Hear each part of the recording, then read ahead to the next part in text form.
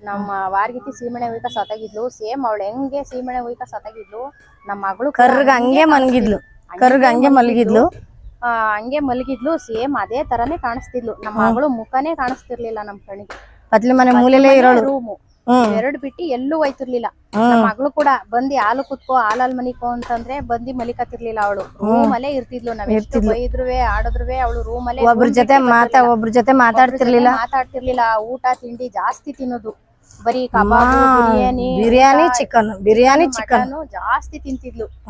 ಆಗ ನಾವ್ ಇದೇನ್ ಹಿಂಗೆಲ್ಲ ತಿಂತಾಳಲ್ಲ ಅಂತ ಅನ್ಬಿಟ್ಟು ಆಗ ಇಲ್ಲಿಗ್ ಬಂದ್ಮೇಲೆನೆ ನಮಗೆ ಗೊತ್ತಾಗಿತ್ತು ಈ ತರ ಎಲ್ಲ ಅಂತ ಅನ್ಬಿಟ್ಟು ಇಲ್ಲಿ ಬಂದು ತ್ರಿಶೂಲ ಹಿಡ್ಸಿದ್ರು. ತ್ರಿಶೂಲ ಹಿಂಗ್ ಹಿಡ್ಕೊಂಡು ನಮ್ಮ ಮನೆ ದೇವ್ರ ನೆನ್ಸ್ಕೊಂಡ್ವಿ. ನಮ್ಮ ಮನೆ ದೇವ್ರ ನೆನ್ಸ್ಕೊಂಡ್ ಕೈ ಮುಕ್ಕೊಂಡು ನೋಡಿದಕ್ಕೆ ಆಗ ಅಯ್ಯಮ್ಮ ಸತ್ತಿರೋದು, ಸುಟ್ಟು ಮಲ್ಗಿರೋದು.